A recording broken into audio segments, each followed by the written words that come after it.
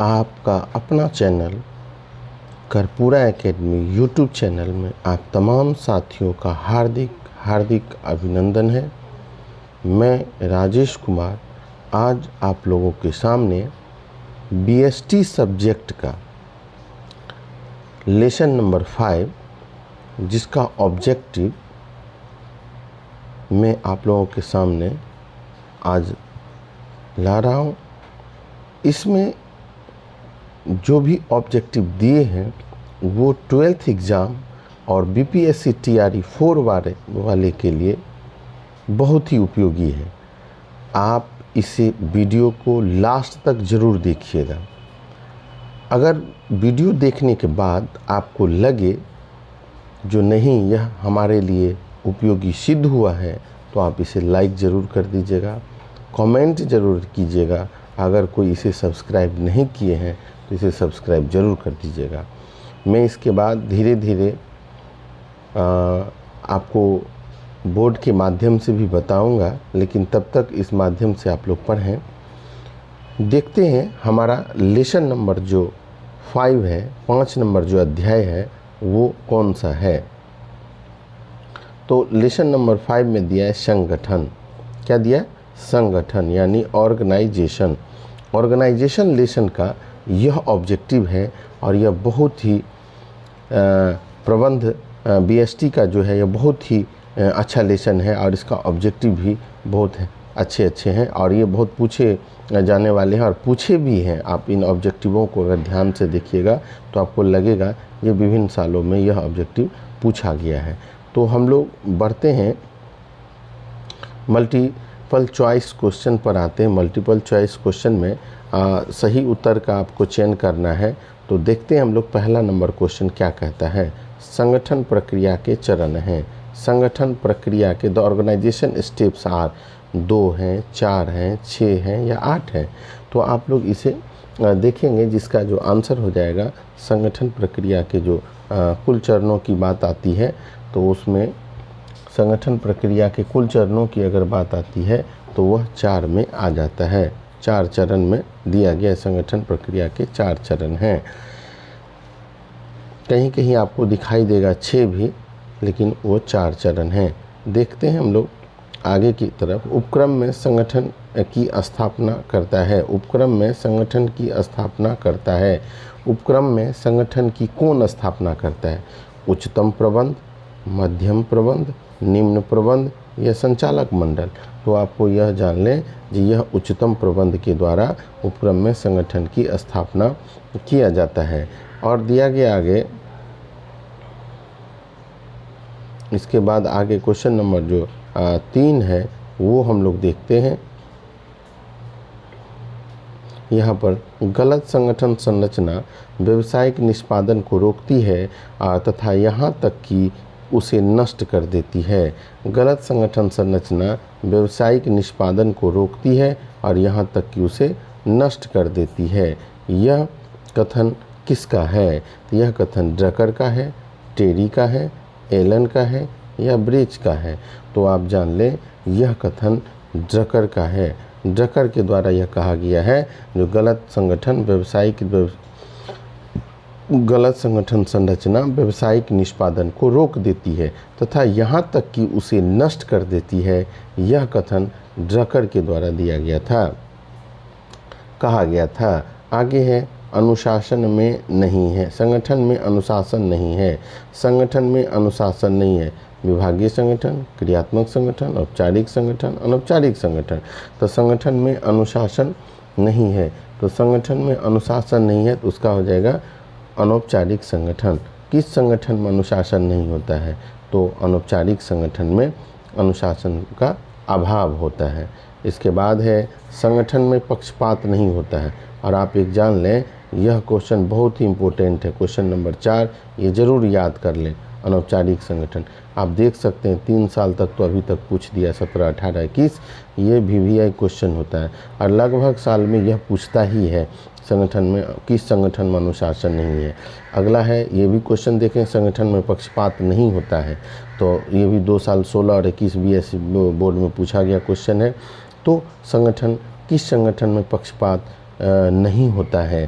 तो वह संगठन जो है वह औपचारिक संगठन है, अनौपचारिक संगठन है, विभागीय संगठन है, क्रियात्मक।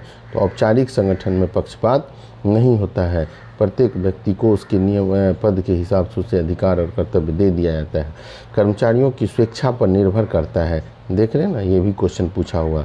औपचारिक संगठन, क्रियात्मक संगठन, अनौपचारिक संगठन, विभागीय संगठन, लगभग यही 4 विकल्प हर एक क्वेश्चन में आपको देखने को मिल रहा है। तो अनौपचारिक संगठन में स्वेच्छा पर, कर्मचारियों की स्वेच्छा पर निर्भर करता है। इनफॉर्मल, फॉर्मल, इनफॉर्मल, फंक्शनल और डिविजनल। तो ये हमारा इनफॉर्मल हो गया, यानी अनौपचारिक संगठन में। अनौपचारिक संगठन की दशा में, अनौपचारिक संगठन की दशा में अधिकार होते हैं। देख रहे हैं, ये भी क्वेश्चन पूछा हुआ। विकेंद्रीकरण, केंद्रीकरण, समान रूप से वितरित, इनमें से कोई नहीं। तो आप जान ले, अनौपचारिक संगठन की दशा में अधिकार जो होते हैं, अनौपचारिक संगठन की दशा में अधिकार जो होते हैं वो कोई निश्चित नहीं होते, न सेंट्रलाइजेशन, न डिसेंट्रलाइजेशन, न समान रूप से, इनमें से कोई नहीं चले जाए। ये आंसर होगा इसका डी विकल्प बेहतर है, इसका डी विकल्प हो जाएगा, है ना। अब हम लोग आगे बढ़ते हैं। भारार्पण किया जाता है, भारार्पण किया जाता है, ये भी क्वेश्चन पूछा हुआ। देख रहे हैं, लगभग सभी बोर्डों में, ये बिहार बोर्ड में भी पूछा गया है।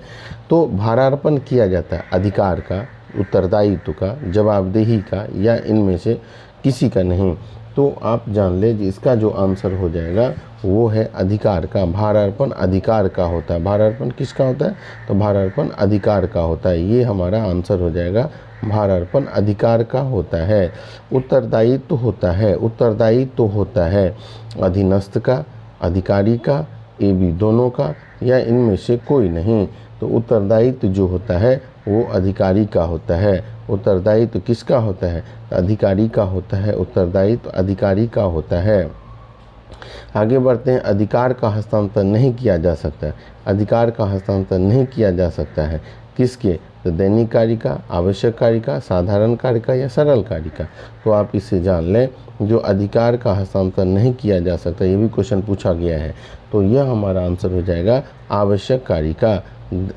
किस अधिकार का हस्तांतरण नहीं किया जा सकता? आवश्यक कार्य का। अब हम लोग आगे की तरफ बढ़ें। अब हमारा जो अगला क्वेश्चन है वो देखें, प्रबंध का स्वतः विस्तार होता है। प्रबंध का स्वतः विस्तार होता है भारार्पण द्वारा, केंद्रीकरण द्वारा, विकेंद्रीकरण द्वारा, या सभी के द्वारा। तो प्रबंध का स्वतः विस्तार होता है। जब प्रबंध का विस्तार होता है तो वो भारार्पण द्वारा होता है। प्रबंध का स्वतः विस्तार होता है भारार्पण द्वारा, भारार्पण द्वारा।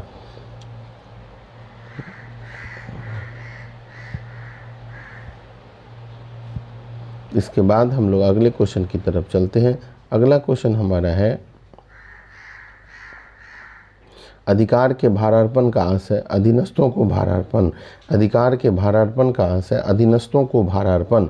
उत्तरदायित्व का, जवाबदेही का, कार्य का, या कार्य और संबंधित अधिकार का।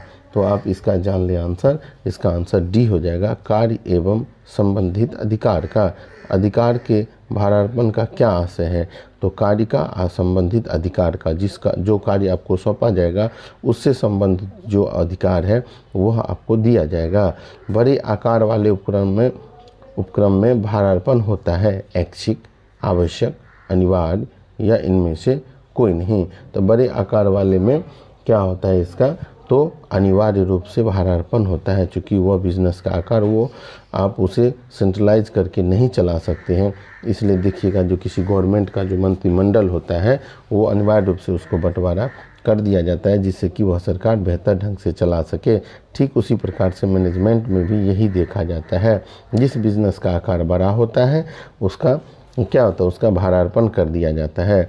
भारार्पण का प्रभावी होने के लिए उत्तरदायित्व के साथ होना अति आवश्यक है। क्या? अधिकार का, मानव शक्ति का, प्रोत्साहन का, पदोन्नति का। तो आप इसका जान लें आंसर, जो अधिकार का आंसर ये अधिकार हो जाएगा। संगठन संरचना के संबंध में कौन सा कथन सही नहीं है? संगठन संरचना के संबंध में कौन सा कथन सही नहीं है? संगठन संरचना के संबंध में कौन सा कथन सही नहीं है? संगठन संरचना के संबंध में कौन सा कथन सही नहीं है? मानव और भौतिक संसाधनों का समन्वय सुनिश्चित करना, उसके बाद सुचारू संप्रेषण प्रवाह सुनिश्चित करना, उसके बाद व्यक्ति, कार्य और संसाधनों के संबंधों को उल्लेखित करना, और नियंत्रण के लिए मानकों का निर्धारण करना। संगठन संरचना के संबंध में कौन सा कथन सही नहीं है? मानव और भौतिक संसाधनों को सुनिश्चित करना, सुचारू रूप से संप्रेषण प्रवाह सुनिश्चित करना, व्यक्तियों और कार्य संसाधनों को उल्लेखित करना। इसके बाद जो लास्ट ऑप्शन हमारा है, नियंत्रण के लिए मानकों का निर्धारण करना। तो इस प्रकार से हम अगर देखते हैं तो इसका आंसर सुचारू संप्रेषण प्रवाह सुनिश्चित करना। और हमारा अगला क्वेश्चन हमारा है 16 नंबर, वो कहता है निम्नलिखित में से कौन सा भारार्पण का महत्व नहीं है? ये सब पूछा जाता है अभी PSC TRE 4 वाले के लिए। यह क्वेश्चन सब बहुत ही महत्वपूर्ण है। 16 नंबर, 15 नंबर, ये सब ध्यान से देखिएगा। समन्वय का साधन, प्रशासनिक भार में कमी, अधीनस्थ के मनोबल में कमी, अधीनस्थों का विकास। तो निम्नलिखित में से कौन सा भारार्पण का महत्व नहीं है? तो वह अब देखिएगा, इसका आंसर सी हो जाएगा, अधीनस्थों के मनोबल में कमी। अगर हम 17 नंबर क्वेश्चन को जाके देखते हैं तो अधिकार सौंपना किसकी प्राथमिक कला है? निर्देशन की, नियोजन की, संगठन की या समन्वय की? तो वहाँ पर हमारा आंसर हो जाएगा सी, संगठन की। इसके बाद हम 18 नंबर क्वेश्चन पर आते हैं, जो हमारा हो जाएगा निम्न में कौन सा संगठन प्रक्रिया का पहला चरण है? विभागीकरण, कर्तव्यों का आवंटन, कार्य पहचान एवं विभाजन, सूचनाएं प्रेषित करने के संबंध में स्थापित करना। तो ये हमारा आंसर सी हो जाएगा, कार्य की पहचान एवं विभाजन।